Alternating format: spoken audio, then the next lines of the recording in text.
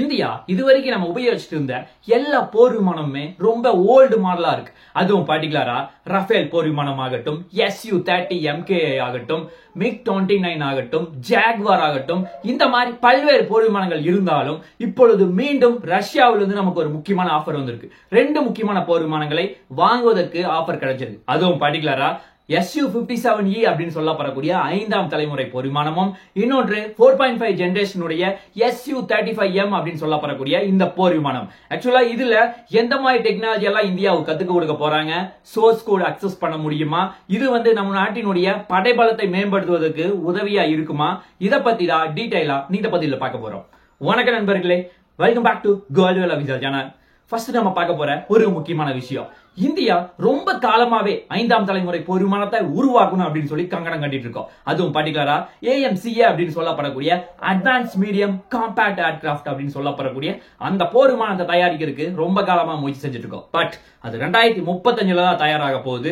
அதுக்கு முன்னாடி ஒரு 10 வருஷம் சமாளிக்கணும் அப்படின்னா உடனடியா நமக்கு 5ஆம் தலைமுறை போர் விமானம் தேவைப்படுது. அதுவும் பர்டிகுலரா சைனாவே மற்றும் பாகிஸ்தான் இந்த 2 நாட்டையும் சமாளிக்கணும், அவங்களுடைய போர் விமானத்தை சமாளிக்கணும்னா நமக்கு ஒரு எமர்ஜென்சியா தேவைப்படுது. அதுவும் பர்டிகுலரா உலகத்துல எல்லா நாடுகிட்டையும் 5ஆம் தலைமுறை போர் விமானம் கிடையாது. அதுவும் பர்டிகுலரா அமெரிக்காவினுடைய F-22, F-35, அதை தாண்டி சைனாவினுடைய J-20, ரஷ்யாட்ட இப்ப Su-57E, இந்த 3 நாடுகள் தான் இருக்கு. ஆக்சுவலா இதுதான் சைனா நம்முடைய எதிரி, அவங்க கிட்ட வாங்க முடியாது.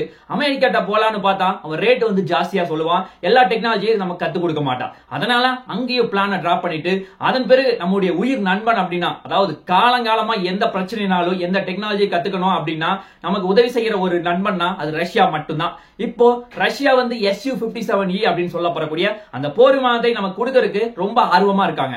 அவங்க என்னெல்லாம் பண்றதுக்கு நமக்கு உதவி செய்ய ரெடியா இருக்காங்கன்னா, ஃபர்ஸ்ட் எல்லா டெக்னாலஜியும் நமக்கு ஃபுல்லா கத்து கொடுக்க போறாங்க. அதை தாண்டி source code full and full access full பண்ணிடுவாங்க.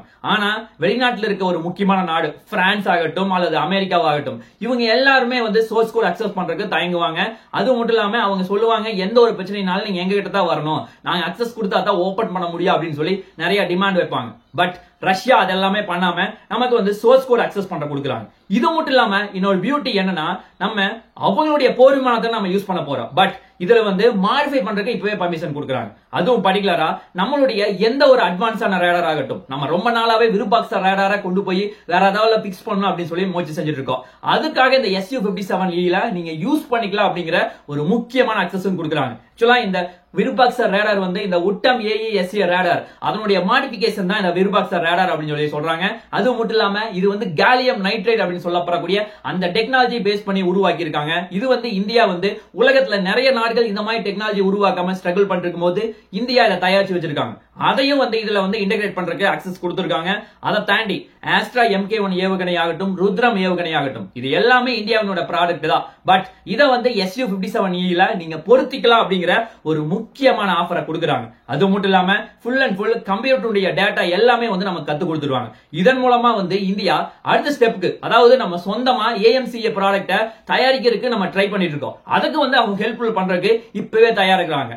ஆக்சுவலா இதுல இன்னொரு பியூட்டி என்னன்னா, நம்ம ஃபுல்லா அவங்க கிட்ட இப்ப வாங்க போறோமா அப்படின்னு சொல்லி கேட்டா நிச்சயமா கிடையாது. அதாவது இப்பவே உடனடியா வேணும், எங்களுக்கு 2025 எண்டுக்குள்ளேயே வேணும் அப்படின்னா 20 to 30 போர் விமானங்கள் உடனடியா நமக்கு டெலிவரி பண்ணிடுவாங்க. பேலன்ஸ் எல்லாமே இந்தியாவிலேயே தயாரிக்க போறாங்க. அதுவும் பர்டிகுலரா ஹிந்துஸ்தான் ஏரோநாட்டிக்ஸ் லிமிடெட் நிறுவனம் நாசிக் ஃபெசிலிட்டியை டெவலப் பண்ணி வச்சிருக்காங்க. ஆக்சுவலா இந்த நாசிக் ஃபெசிலிட்டியில இந்தியா ஆல்ரெடி Su-30 MKI போர் விமானத்தை நிறைய தயாரிச்சிருக்கோம். அதுவும் பர்டிகுலரா கிட்டத்தட்ட ஒரு 220 போர் விமானத்துக்கு மேல தயாரிச்சிருக்கோம். அதுல ஒரு 50 to 60 மட்டும் வெளிநாட்டுல இருந்து ரஷ்யால இருந்து ஃபர்ஸ்ட் வாங்கணும். அதன் பிறகு அவங்க லைசன்ஸ் வச்சு இந்தியாவிலேயே நம்ம தயாரிச்சுக்கிட்டோம். அந்த மாதிரி வேலை தான் இனி நம்ம பண்ண போறோம். அது மட்டும் இல்லாம இவங்க 2 பேருடைய கூட்டணியில பண்ண போறாங்க. ஆக்சுவலா இதுல கிட்டத்தட்ட ஒரு 60 இருந்து 70% ஃபுல் அண்ட் ஃபுல் இந்தியாவினுடைய ப்ராடக்ட்டை யூஸ் பண்ணியே நம்ம Su-57E போர் விமானத்தை தயாரிக்க போறோம். அது மட்டும் இல்லாம இன்னொரு 4 to 5 வருஷம் கழிச்சு, கரெக்டா சொல்லணும்னா 2030 போது இதுல இருக்க எல்லா ப்ராடக்ட்டுமே Su-57E இருக்க எல்லா ப்ராடக்ட்டுமே இந்தியாவிலேயே தயாரிச்சு இந்தியாவிலேயே அசம்பிள் பண்ண போறாங்க. இது இந்தியாவுக்கு ஒரு மிகப்பெரிய பாசிட்டிவா பார்க்கப்படுது. அதை தாண்டி என்னுடைய டெலிவரி அப்படின்னு பார்த்தா நம்ம எமர்ஜென்சியா வேணும்னா 20 to 30 தரான்னு சொல்லி பேசணும். அதை தாண்டி நம்ம 2 பேரும் சேர்ந்து தயாரிக்கலாம் அப்படிங்கிற ஒரு நிபந்தனை வந்துச்சு அப்படின்னா ஒரு 40 to 50 போர் விமானங்கள் 2030 போது தயாரிச்சு கொடுக்க நாங்க தயாரா இருக்கோம் அப்படின்னு சொல்லி ஒரு மிகப்பெரிய ஒரு ஆஃபரை இந்தியாவுக்கு கொடுக்குறாங்க. ஆக்சுவலா இது வந்து இந்தியாவுக்கு ஒரு மிகப்பெரிய பாசிட்டிவா பார்க்கப்படுது. ஆக்சுவலா இதுல என்னப்பா பியூட்டி இந்த Su-57E அப்படின்னு பார்த்தா, இது வந்து 5ஆம் தலைமுறை போர் விமானத்துல என்னுடைய வேகம் அப்படின்னு பார்த்தா மேக் 2.0 அப்படிங்கிற ஒரு வேகத்துல செல்லும். அதை தாண்டி என்னுடைய ரேஞ்ச் அப்படின்னு பார்த்தா கிட்டத்தட்ட ஒரு 3500 இருந்து 4000 கிலோமீட்டர் வந்து ஃபுல்லா கவர் பண்ணி எதிரியை அடிச்சு நோறுகிறதுல ரொம்ப சிறப்பா செயல்படும். அது மட்டும் இல்லாம இதுல ட்வின் என்ஜின் யூஸ் பண்றாங்காட்டி இதனுடைய பவர் வந்து ரொம்ப ஜாஸ்தியா இருக்கு. அதை தாண்டி இதுல இருக்க மிசைல்ஸ் எல்லாமே ரொம்ப அட்வான்ஸ் டெக்னாலஜியான மிசைல். அதுவும் பர்டிகுலரா R-77M மிசைல் ஆகட்டும், R-73 மிசைல் ஆகட்டும், KH-59MK2 அப்படின்னு சொல்லப்படக்கூடிய அந்த மிசைல் ஆகட்டும், KH-38M அப்படின்னு சொல்லப்படக்கூடிய இந்த மிசைல் ஆகட்டும், இந்த மாதிரி பல்வேறு மிசைல் வந்து இதுல இன்டகிரேட் பண்ணிருக்க காரணத்தினால Su-57E வந்து சைனா மற்றும் பாகிஸ்தான் அடிச்சு நோறுகிறதுல இது ரொம்ப சிறப்பா செயல்படும். இது வந்து நம்ம தாராளமா யூஸ் பண்ணிக்கலாம் அப்படிங்கிற ஒரு மிகப்பெரிய நம்பிக்கையை ரஷ்யா இந்தியாவுக்கு கொடுக்குறாங்க. இது இந்தியாவுக்கு ஒரு மிகப்பெரிய ஒரு பாசிட்டிவா எடுத்துக்கிட்டு நம்ம அடுத்த ஸ்டெப் போறதுக்கு இது ஒரு மிகவும் உதவியா இருக்கும் அப்படின்னு சொல்லி என்னுடைய பாயிண்ட் ஆஃப் வியூல சொல்றேன். அதை தாண்டி இன்னொரு முக்கியமான விஷயம் பேசணும்னா, இன்னொரு முக்கியமான போர் விமானமும் நமக்கு ஆஃபர் கொடுக்குறாங்க. அதுவும் பர்டிகுலரா Su-35M அப்படின்னு சொல்லப்படக்கூடிய இந்த போர் விமானம் தான். இது வந்து 4.5 ஜெனரேஷன். ஆக்சுவலா நம்ம இப்ப வந்து 4.5 ஜெனரேஷன்ல தேஜஸ் MK1A தயாரிச்சிட்டு இருக்குமே, அதுவே கிட்டத்தட்ட ஒரு 170 இருந்து 150 இருக்கு. இது எதுக்கு நமக்கு தேவை அப்படின்னு பார்த்தா, நம்ம நாட்டினுடைய படைபலம் இப்பொழுது சரியா இல்ல. அதாவது நம்ம சைனா மற்றும் பாகிஸ்தான் ரெண்டு நாட்டையுமே கண்ட்ரோல்ல வச்சிருக்கோம்னா நம்ம நாட்டினுடைய படைபலம் 42 வேணும். ஆனா இப்ப கரண்ட்ல இருக்கிறது ஜஸ்ட் 31 மட்டும் தான் இருக்கு. ஆனா இதை வச்சுக்கிட்டு நம்மளால சமாளிக்க முடியாது. அதுவும் பர்டிகுலரா தேஜஸ் MK1A 2023 to 24 வரும்னு சொன்னாங்க. ஆனா 2025 மிட் ஆயிருச்சு. பட் இது வரைக்கும் ஒன்னும் டெலிவரி ஆகல. அடுத்த மாசம் தான் டெலிவரி ஆக போகுதுன்னு பேசிட்டு இருக்காங்க. ஆக்சுவலா இது எல்லாம் நம்ம கணக்கு போடும்போது வருஷத்துக்கு ஒரு 5 to 6 தான் நமக்கு டெலிவரி ஆகும். இது வந்து எல்லா ஸ்குவாட்ரனையும் ஃபில் பண்ண முடியுமா அப்படின்னு சொல்லி கேட்டா நிச்சயமா பாசிபிள் கிடையாது. அதனால இப்ப நம்ம வந்து ரஷ்யாவை நோக்கி தான் போற மாதிரி ஒரு சிச்சுவேஷன் இருக்கு. அது மட்டும் இல்லாம ரஷ்யா வந்து இதை கொடுக்க ரொம்ப ஆர்வமா இருக்காங்க. அதை தாண்டி இப்ப வந்து already multi role fighter aircraft அப்படின்னு சொல்லப்படக்கூடிய ஒரு முக்கியமான டெண்டர் வந்து போயிட்டு இருக்கு. அதாவது வெளிநாட்டுல இருக்க நிறைய பெரிய பெரிய கம்பெனி எல்லாமே வந்து இந்தியாவுல வந்து இந்தியாவுக்கு கத்து கொடுத்துட்டு அவங்க மேனுபேக்சரிங் பண்ணணும். அதுதான் என்னுடைய ஒரு முக்கியமான நோக்கம். அதற்காக நிறைய கம்பெனி வந்து போட்டி போட்டு இருக்காங்க. ரஃபேலினுடைய டெசல்ட் ஏவியேஷன் ஆகட்டும், FA-18 சூப்பர் ஹார்னெட் ஆகட்டும், அதை தாண்டி இப்பொழுது இவங்களும் உள்ள வராங்க. ரஷ்யாவினுடைய ஒரு முக்கியமான கம்பெனியும் உள்ள வராங்க. ஆக்சுவலா இது வந்து இந்தியாவுக்கு ஒரு மிகப்பெரிய பாசிட்டிவா பார்க்கப்படுது. ஆக்சுவலா இதுல என்ன மாதிரி பியூட்டி எல்லாம் நம்ம கொடுக்க போறாங்க அப்படின்னா 70 to 80% டேட்டாவை இப்பவே நமக்கு ஷேர் பண்ணி கொடுத்துருவாங்க. அதை தாண்டி இதுல நமக்கு முக்கியமான மெயின்டெனன்ஸ் ஆகட்டும், ட்ரைனிங் ஆகட்டும் எல்லாமே வந்து அவங்க கத்து கொடுத்துருவாங்க. இதுல இன்னொரு பியூட்டி என்னன்னா Su-30MK போர் விமானம் யூஸ் பண்ணிருப்போம்ல, அதுக்காக இன்ஃப்ராஸ்ட்ரக்சர் எல்லாமே நம்ம டெவலப் பண்ணிருப்போம். அதுவும் இதுவும் கிட்டத்தட்ட ஒரே மாதிரி. அதனால பெரிய மாடிஃபிகேஷன் பண்ண தேவையில்லை. ஆக்சுவலா அமெரிக்காவினுடைய F-35 இந்தியா வாங்காம இருக்கிறதுக்கு ஒரு முக்கியமான பிரச்சனை என்னன்னா, நம்ம அவங்களுடைய போர் விமானத்தை வாங்கினா எல்லா இன்ஃப்ராஸ்ட்ரக்சருமே புதுசா டெவலப் பண்ணும். இதுவரைக்கும் யூஸ் பண்ணிட்டு இருந்த போர் விமானம் எல்லா இன்ஃப்ராஸ்ட்ரக்சரும் கிட்டத்தட்ட ஒரே மாதிரி இருக்கு. பட் அமெரிக்காவினுடைய F-35 ஆகட்டும், F-22 ஆகட்டும், அவனுடைய இன்ஃப்ராஸ்ட்ரக்சர் டோட்டலா டிஃபரெண்ட். அதற்காக கோடி கணக்கில் காசு செலவு பண்ணணும். இந்த மாதிரி ஒரு ரீசனுக்காக தான் அமெரிக்காவை தடுத்துட்டு நம்ம வந்து இப்ப ரஷ்யா பக்கம் நிக்கிறோம். அதுதான் ஒரு நிதர்சனமான உண்மை. ஆக்சுவலா இவ்வளவு விஷயம் பேசணும். அதுல இன்ஜின் எந்த அளவுக்கு ஸ்பெஷாலிட்டி அப்படின்னு பார்த்தா, இன்ஜின் வந்து மற்றதை கம்பேர் பண்ணும்போது ரொம்ப ரொம்ப முக்கியமான ஸ்பெஷாலிட்டி. அதுவும் பர்டிகுலரா AL-41FS அப்படின்னு சொல்லப்படக்கூடிய ஒரு முக்கியமான இன்ஜினை தான் Su-35Mல நம்ம யூஸ் பண்ணிட்டு இருக்கோம். இது வந்து சீப் ரேட்டா இருக்கு. அதாவது மற்றதை கம்பேர் பண்ணும்போது ரஃபேல் ஆகட்டும், F-35 ஆகட்டும், இது எல்லாத்தையுமே கம்பேர் பண்ணும்போது இது வந்து ஜஸ்ட் ஒரு 65 இருந்து 80 மில்லியன் டாலர் தான் வருது இந்த போர் விமானம். இந்த மாதிரி ஒரு பெட்டரான இன்ஜினை இதை டிசைன் பண்ணி வச்சிருக்காங்க.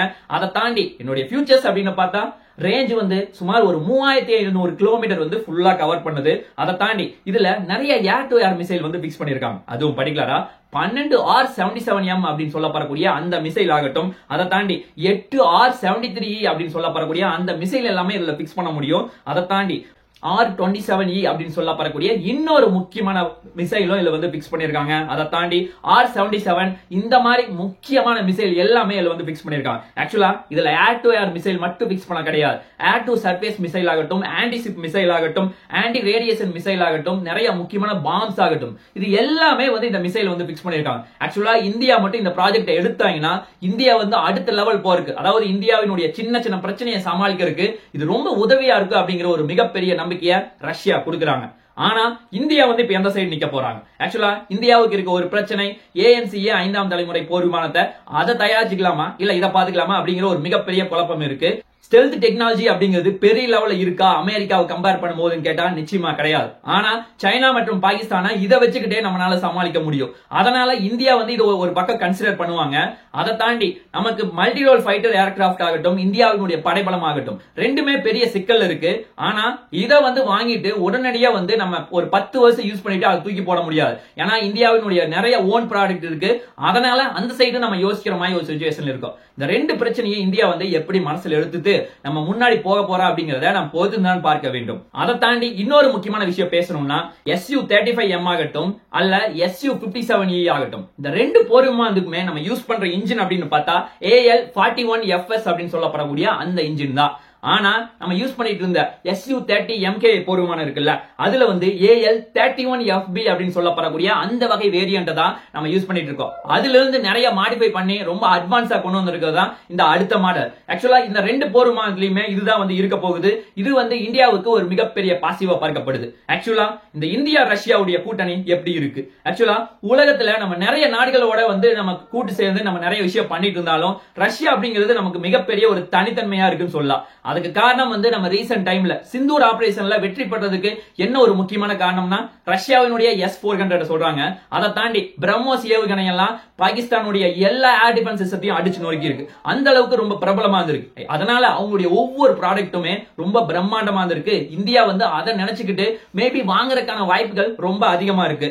அதை தாண்டி நம்ம பேச வேண்டிய இன்னொரு முக்கியமான விஷயம்னா இந்த Su-57E அப்படின்னு சொல்லப்படக்கூடிய இந்த போர் விமானத்தினுடைய ரேட். ஆக்சுவலா ஒரு போர் விமானம் வாங்கினா ஜஸ்ட் $40 மில்லியன் செலவு பண்ற மாதிரி இருக்கும். அதை தாண்டி Su-35M போர் விமானத்தை வாங்கணும்னா 65 இருந்து 80 மில்லியன் செலவு பண்ற மாதிரி இருக்கும். ஆக்சுவலா இது ரெண்டுமே வேணாம், நம்ம ரஃபேல் போர் விமானம் இன்னும் மறுபடியும் வாங்கலாம் அப்படின்னு பார்த்தா அதை விட 2 மடங்கு ஜாஸ்தி. அதாவது கரெக்டா சொல்லணும்னா $120 மில்லியன் வந்து நம்ம செலவு பண்ற மாதிரி இருக்கும். அதை தாண்டி அமெரிக்காவினுடைய F-35 போர் விமானம் வாங்கணும் அப்படின்னா கிட்டத்தட்ட 80 இருந்து 100 மில்லியன் செலவு பண்ற மாதிரி இருக்கும். ஆக்சுவலா இது எல்லாத்தையுமே கம்பேர் பண்ணி பார்க்கும்போது இந்த Su-57 ஆகட்டும், இந்த Su-35 ஆகட்டும், இந்த ரெண்டு போர் விமானமே ரேட் கம்மியா தான் தெரியுது மத்தத கம்பேர் பண்ணும்போது. பட் நம்ம நாட்டுல நிறைய வந்து உள்நாட்டு தொழில்நுட்பத்தோட நிறைய வந்து டெவலப் பண்ணிட்டு இருக்கோம். அதுக்கு வந்து போக்கஸ் பண்ணுவாங்களா இல்ல வெளிநாட்டுல இருந்து ரஷ்யாவை நம்மள கூட்டு சேர்ந்து நம்ம ஃபியூச்சர்ல டெவலப் ஆருக்கு இது ஒரு நம்ம உதவியா வச்சுக்கிட்டு நம்ம வந்து முன்னேறி போக போறோமா அப்படிங்கறத நம்ம பொறுத்து தான் பார்க்க வேண்டும். இது வந்து ரொம்ப முக்கியமான காலகட்டம். ஏன்னா இப்ப வந்து வெளிநாட்டுல இருந்து ஒரு ஆஃபர் வருது, நம்ம அதை யூஸ் பண்ணிக்கலாம், இந்தியா வந்து அப்புறம் பாத்துக்கலாம் அப்படின்னு நினைச்சிட்டோம்னா நம்ம சொந்தமா அதாவது ஆத்ம நிர்பர் பாரத் அப்படிங்கிற ஒரு முக்கியமான திட்டமே ஒரு சக்சஸ் இல்லாம போயிடும். நம்ம சக்சஸ் நோக்கி போகணும் அப்படின்னா நம்ம இந்த மாதிரி நம்ம உள்நாட்டிலேயே தயாரிச்சா மட்டும்தான் நம்ம பெரிய லெவல்ல growth பார்க்க முடியும். ஆக்சுவலா இன்னும் சுருக்கமா சொல்ல போனா ஒரு 10 வருஷத்துக்கு முன்னாடி 2015ல நம்ம உள்நாட்டின் உற்பத்தி, அதாவது நம்ம டிஃபென்ஸ்ல நிறைய ப்ராடக்ட உள்நாட்டுல உற்பத்தி பண்றோமா அப்படின்னு சொல்லி கேட்டா 2014ல கிடையாது. அதாவது ஜஸ்ட் ஒரு 35% தான் உற்பத்தி செஞ்சோம். பேலன்ஸ் 65% நம்ம வெளிநாட்டுல இருந்தா வாங்கணும். ஆனா இன்னைக்கு அப்படி கிடையாது. இந்தியாவுல கிட்டத்தட்ட 65 இருந்து 70% எல்லா ப்ராடக்ட்டும் இந்தியாவில் தான் உற்பத்தி செய்யறோம். பேலன்ஸ் 30% மட்டும்தான் நம்ம வெளிநாட்டுல இருந்து வாங்குறோம். அதுவும் பர்டிகுலரா இன்ஜின் ஆகட்டும் நிறைய கிரிட்டிக்கலான மெட்டீரியல் மட்டும் தான் நம்ம வெளிநாட்டுல இருந்து வாங்குறோம்.